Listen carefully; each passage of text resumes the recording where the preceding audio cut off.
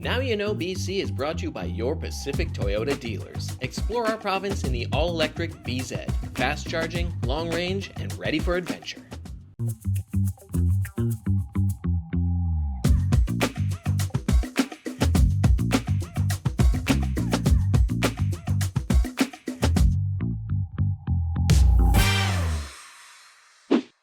Welcome to Now You Know BC. I'm Bob Kronbauer, also known as BC Bob, and on this show I introduce you to interesting people, places to go, things to see, things that have happened in the past.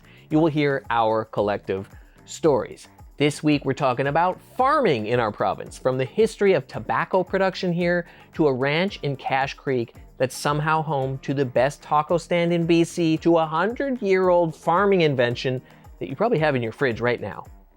Let's dig in. Did you know there used to be a bunch of tobacco farms in BC? It's true, the Sealed people in the Okanagan had been growing it for a long time before settlers arrived, and that inspired some of the new folks to set up commercial operations and have a go at farming it for profit. In the 1910s, hundreds of acres were put to use as tobacco farms in Kelowna and the surrounding area, and some of the old curing buildings are still standing there. The British North American Tobacco Company had a facility right downtown where they produced 800,000 cigars every year, but a crash in the market left them reeling and eventually going out of business in 1914. About 10 years later, another tobacco company popped up there under the name Kelowna Pride. They produced mostly pipe tobacco and cigarettes with their crops, and they went out of business during the Depression in the 1930s. A couple other operations started in the years that followed, but nothing ever really came of tobacco in the Okanagan, despite it being a pretty decent place to grow it. Another hotspot for tobacco growing was in the Fraser Valley, specifically the bottom of Sumas Lake. Of course, this was in the 1920s after the lake was completely drained and the river was diverted to create new farmland. One of the first things they grew here was tobacco.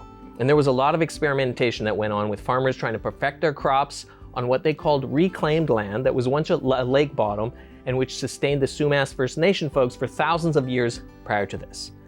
That aside, the farmers, they did pretty good. Hundreds of thousands of pounds of tobacco were farmed here until a massive flood, sounds familiar, in the Sumas Prairie happened in 1935, devastating their operations. At the same time, a lot of smokers were thumbing their noses at BC tobacco, believing it tasted inferior to the stuff grown out east.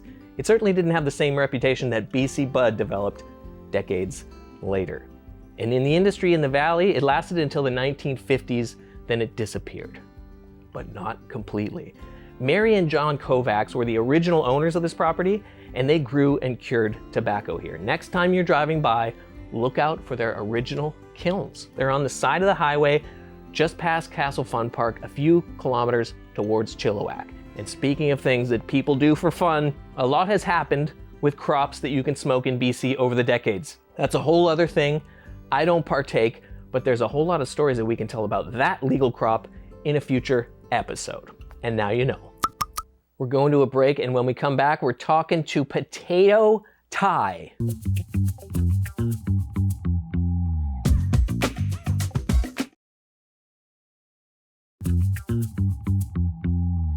My guest today is the most famous farmer British Columbia has ever produced. Honestly, millions of people worldwide watch this guy's videos educating us about farming in BC.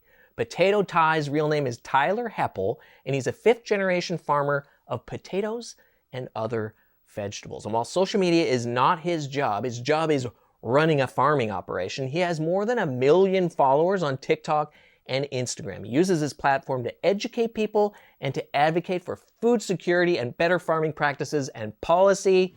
Thank you for joining me, Potato Ty. So happy to be here. Now, farming wasn't in the plan for you. No, As a fifth-generation farmer, that wasn't where you thought you were heading in your career. You know, I grew up on the farm, and from ages 5 to 18, I worked there, and we'd consider it almost slave labor. Yeah, what'd you do? The worst job was hoeing in the field all day long in the heat, and unfortunately we weren't really involved in management, so by the time all my brothers turned 18, we decided to leave. I was gone from 10 years, so I went to university for 5 years and then went to corporate America. But at the end of the day, I just really felt a lack of purpose. So I decided to come back to the farm for a trial Okay. 1 year, and I just fell back in love with it. Awesome. And it was this wasn't that long ago, a few years ago? I've been back for 4 years now. 4 years, okay. Yeah. And what's your job? Like, what do you do day to day? So currently right now, I actually just moved into the president role of Heppel's Potato Corp.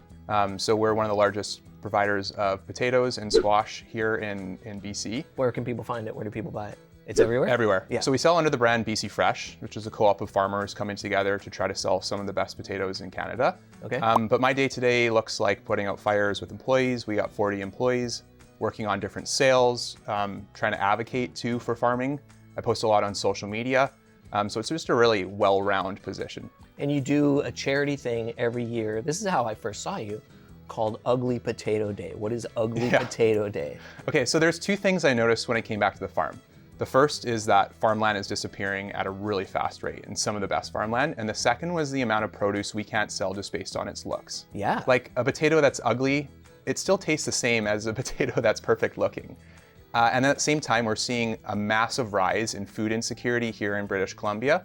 So I had started to get somewhat of a following on social media. Somewhat. Well, I think at the time I had about 50,000 followers. Still, 50,000 is a lot. It is, yeah. And but from that, I launched something called Ugly Potato Day. Okay. But what we said is, we put out some bins of potatoes in the front of the farm, and we said anyone can come and grab them. And we had 12 people come out. Okay. And I remember feeling quite defeated about that, but I had some I good thought that was cool, conversations. but- It was cool, Yeah. but 12 people Yeah. for over 4 hours in the heat. But we had some good conversations, and so we decided to do it again the next week. We had 75 people come out. Then we did it 2 weeks later. We had 200. The next week. The next week. Oh yeah, we did 6 in the first year. So in Wow. the first year we grew it from 12 to 2,000, and now we just did our last event where we had 20,000 people come out in 6 hours, and we gave away almost 500,000 pounds of produce. Holy moly. I didn't ever see the videos where 75 people came, but the one where you rented out a humongous space and it wasn't just potatoes, there was other stuff? Well, when we first started, it was just our farm, but then I noticed that this is an issue that goes on all across farming. People have their specific sizes that they can sell to the stores, but the other sizes that are too small or too large, they sit in the coolers and they end up going bad. So it's a way to solve food insecurity, and we had over 25 farms partner. We had carrots, we had potatoes, beets, we had a bunch of fruit too. Pineapples even came out, apples from the Okanagan. It was awesome. It was a full grocery store experience for 20,000 people. That's amazing. And the cops came a couple years ago? Well, we tried doing it on our farm, and it was like kind of a grassroots movement, but we got 4,500 people out in our farm, and we shut down 184th Street in Surrey, and the police came, and there's liability issues, so we're like, you know what? So we moved to the Cloverdale Rodeo Grounds, which has way more space. How often do you do it? So we do it once a year now in Surrey, Okay. but we're also doing it in Kelowna this year. We expect 10,000 people to be out in Kelowna August 1st. Oh, cool. We're expecting 30,000 people to be out August 8th in Surrey. And we're going to Calgary this year, and we're expecting 10,000 people out in Calgary as well. What do you get out of this? You know what? It just gives me good purpose. Our farm is 100 years old. My grandpa's grandpa, he was the one that started it, but my grandpa was really the one that built it. And he built it on giving back to the community. Yeah. 1 year, they would most of their profits would go to be like buying mattresses for orphanages. Another year, it would go to building a church. So it's always been a very community-driven farm. So when I came back, this was kind of my way of giving back. And I really feel that as a farm, we've been blessed. And for 100 years, our community has helped us out. And now when our community is in a hard time, it's our turn to help our community out. And it just goes to show why you need to support local, because it's going to be the BC farms that help out the BC people. It's not Californian farming. It's not Mexico farming. It's the farmers in BC that want to feed the BC people. And are, hopefully. Totally. Yeah. That's the goal. Things are super expensive, and I can see as a consumer, and just as somebody that, it seems like a really fun event to just go to. Totally. Like, you bring a bag, you can fill it with all this stuff, you meet all the people, you see the farmers, like it's awesome. I'm gonna try and come out this year. Yeah, you should, definitely. Your grandpa, you talk about him, he's in your videos quite a bit. Arav, here's a clip of, what's his name? Ron. Uncle Ron. Grandpa Ron. No, he is called Uncle Ron too. His name's Uncle Ron? Okay. It cost $75 back in 1920. Oblong wheel in here that shakes this up and down and gets rid of the dirt and drops the potatoes there. Now that's an invention. That's just what he does. There's a saying that every farm needs an old man to keep it organized, and that's my grandpa. He's there every day at 8 a.m. He probably saves us about $1,000 a week in running around getting parts, but you have to put up with many unsolicited 20-minute stories from him. Oh. And oftentimes you've heard it 2 or 3 times. Oh, okay. Well, it's worth it. You take it with the kids. Definitely. All right. Thanks so much for joining me, Ty. Coming up next, Nina is at the farmer's market talking to people. Come on, you know what she's talking to people about.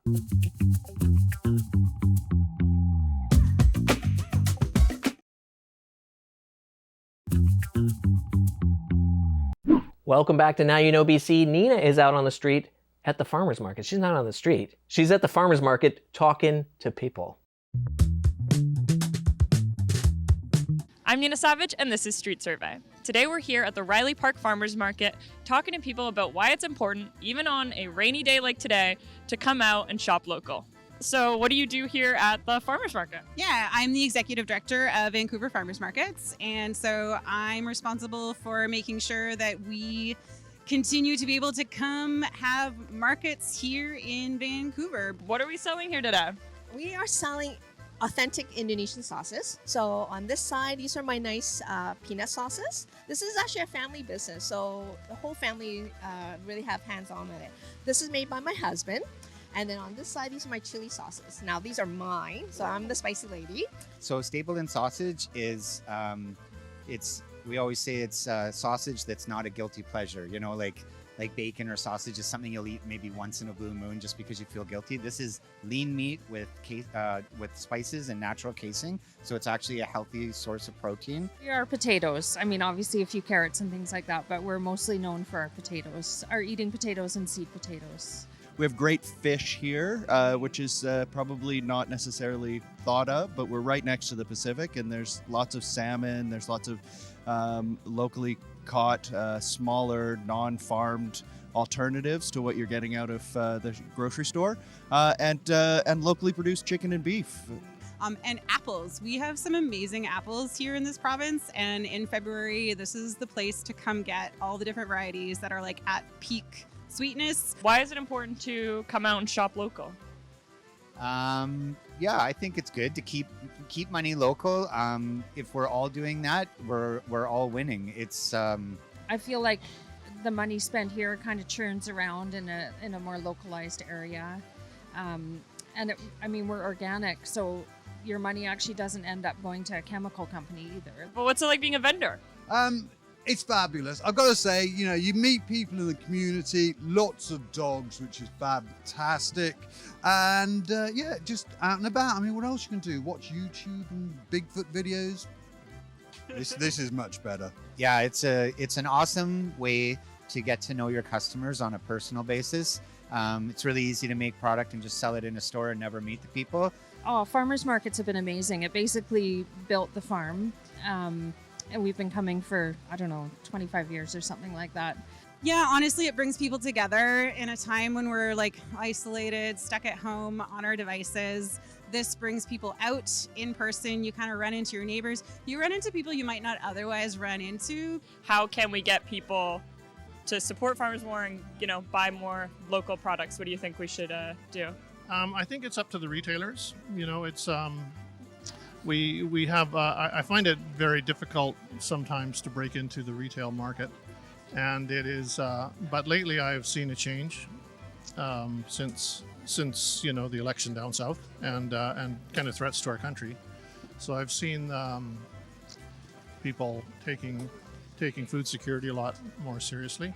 Yeah, we have so many different things, and what we're finding more and more is that people are moving into our province and are bringing their cultural products here to Vancouver, to the different neighborhoods. So I would just encourage you to go around and check out different things, try some different samples. There's lots of folks who are offering different samples. So we pool up our shopping so that we get all of our vegetables and our bread, and we get our meat and cheese here. We go to local butchers when we need large shops of meat, but in terms of vegetables, buy seasonally. Use your freezer if you've got some space, and plan so that you're only shopping 2 to 3 times a week instead of every night for every meal. These hardworking vendors and farmers are offering some awesome products. So shop local, get out here, why wouldn't you? This is Street Survey, and I'm Nina Savage.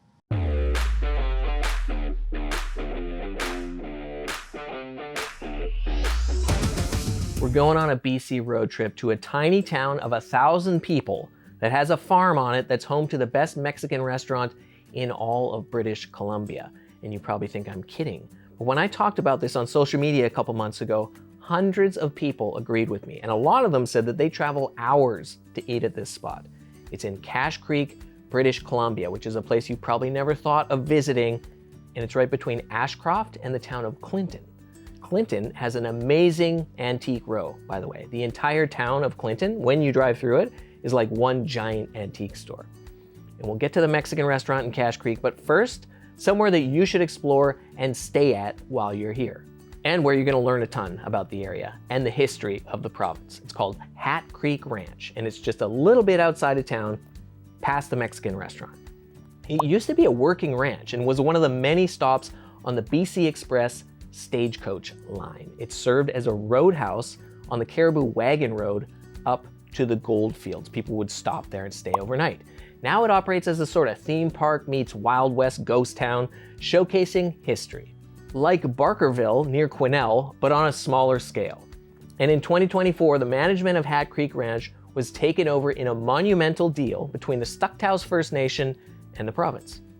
The Stucktows, or the Bonaparte First Nation as they're also known, are a huge part of the history of this colonial attraction, as their people worked on the ranch since the 1800s. And of course, they lived here long before it was founded. And when you visit, you can walk through the old western town and go into buildings that have been kept up, taking you back into a time when travelers were passing through on their way to search for gold further north. There's also an area at the bottom of the property where there's a traditional Secwepemc pit house and an interpretive site where you'll learn all about the First Peoples and their traditional customs here. There's places for RVs to park, as well as cabins you can rent, and if you're really adventurous, there's a little renovated chuck wagon that you can stay in overnight. It's got a bed. I haven't been in it, but it looks pretty cool. And when you wake up after you've had your coffee, you're gonna wanna drive down the road and have tacos at the Desert Hills Ranch taco stand. As I said, they have the best tacos in all of BC. And I say this as someone who's eaten at Mexican restaurants in most of the towns and cities in this province. They started it a few years ago with help from some Mexican folks who came up to work on the ranch. They brought their culture, their recipes, their expertise, and their friendly dispositions, and the result is a masterpiece. First off, the serving sizes are ridiculous. I usually go with the pork when I visit, and they just stack it up. Second, the salsa bar has around 20 different recipes that they make fresh every day. Third, the horchata is just like the stuff you drink in Mexico. If you haven't had horchata, it's a rice and cinnamon drink that's sort of like liquid rice pudding, which might not sound great, but I think you'll like it. I think you should probably have this if you haven't. If you're there in the spring or summer, the outdoor seating is unmatched. There's a bunch of picnic tables that look out onto the fields and the nearby hills, and it really makes you appreciate the area that you're in. So head to Cache Creek and enjoy your BC road trip.